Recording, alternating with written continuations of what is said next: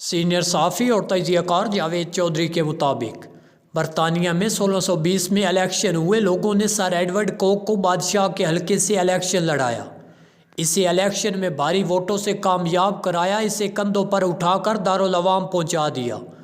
پارلیمانی leader sir Edward کوک آنے والے دنوں میں چیف جسٹس ایڈورڈ کوک سے زیادہ خطرناک نکلا۔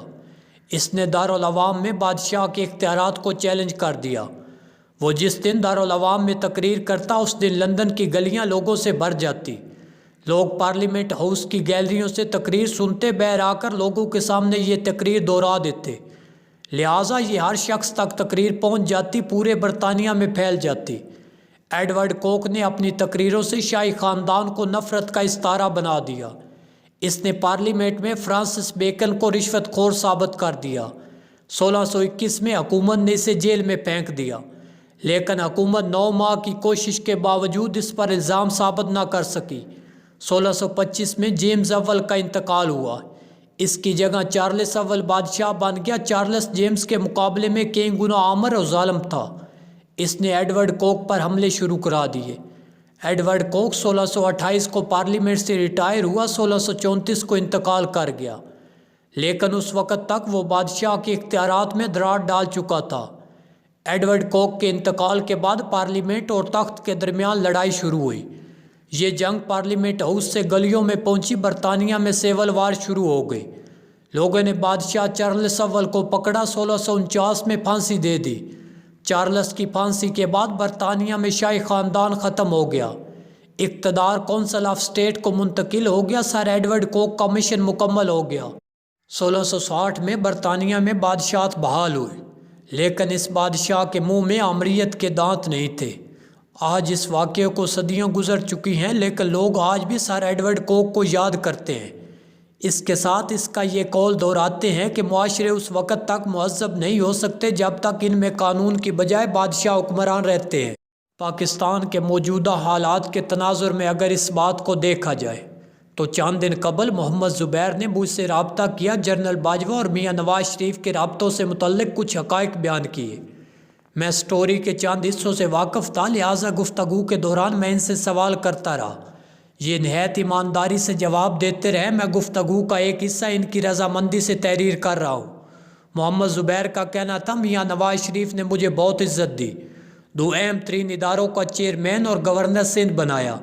میں جب نجکاری کمیشن کا چیئرمین تھا تو $1 بلین کی نجکاری ہوئی، میں ملین ڈالر کے فائنینشیل ایڈوائزر ہائر کرتا، لیکن نواز شریف نے مجھے کسی کام سے روکا اور نہ کسی کی سفارش کی، لہٰذا میں دل سے ان کے احسان مند ہوں۔ ان کے احسانات اور عزت کی وجہ سے آج تک پارٹی میں ہوں۔ مجھے 2018 میں پارٹی چھوڑنے اور نئی حکومت میں اہم پوزیشن کی آفر ہوئی، لیکن مجھے کہا گیا تھا تم گورنر بھی رہ سکتے ہو اور نئی حکومت میں اہم پوزیشن بھی لے سکتے ہو، بس تم نے ایک پریس کانفرنس کرنی ہے، لیکن میں نے صاف انکار کر دیا۔ میری بیوی نے بھی کہہ دیا تھا تم نے اگر یہ آفر قبول کی تو میں طلاق لے لوں گی۔ ہم لوگ شریف فیملی سے اتنے کمیٹڈ ہیں۔ میں نے پوچھا، کیا جنرل باجوہ کے کزم انجم نذیر وڑائچ آپ کے فیملی فرینڈ ہیں؟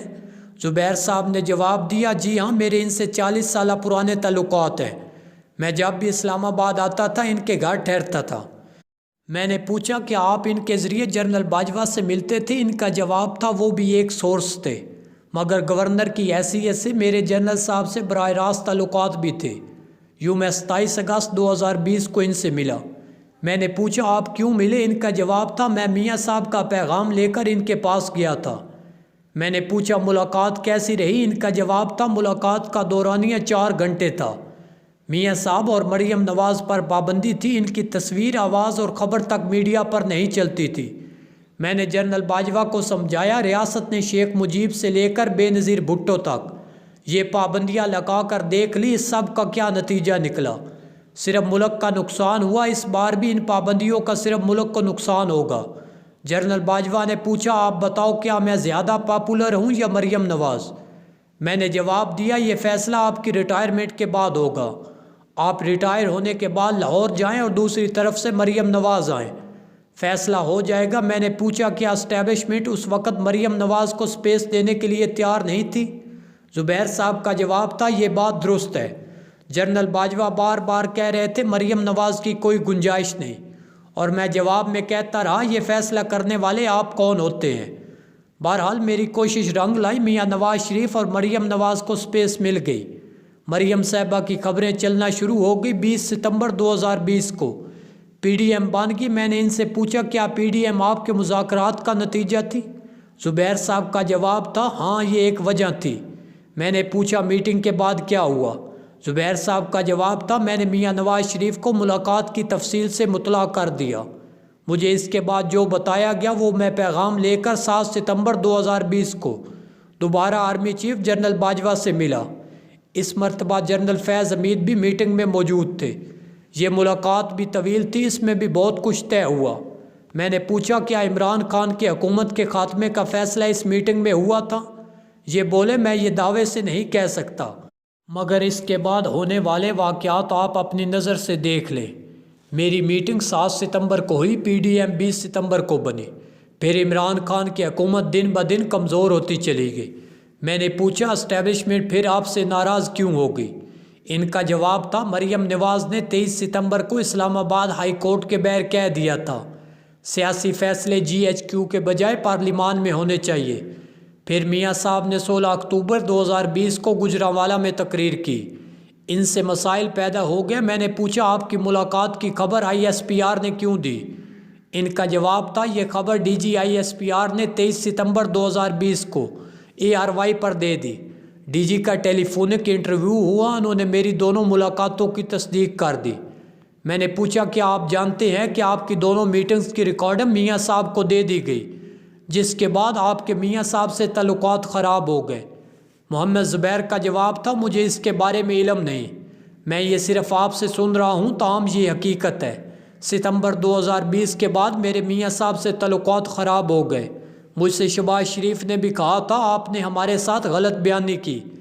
میرا جواب تھا میں اتنی لمبی میٹنگز میں نوٹس نہیں لے رہا تھا، میں نے جو بتایا اپنی یادداشت کی بنیاد پر بتایا، لہٰذا الفاظ کا ہیر پھیر ہو سکتا ہے لیکن مفہوم وہی تھا۔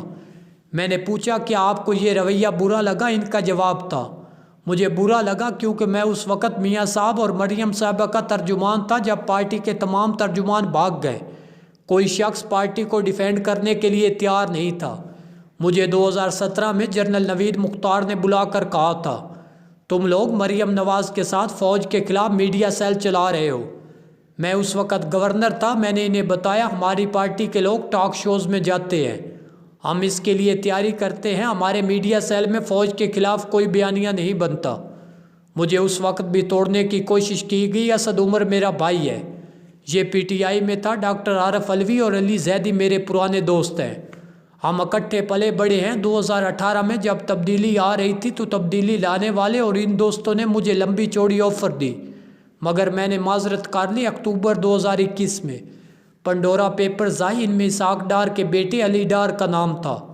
پارٹی میں کوئی شخص دفاع کے لیے تیار نہیں تھا، یہ کام بھی میں نے کیا۔ میاں صاحب اور مریم صاحبہ کی گرفتاری کے بعد پارٹی کے تمام ترجمان غائب ہو گئے، مگر میں مسلسل بولتا رہا۔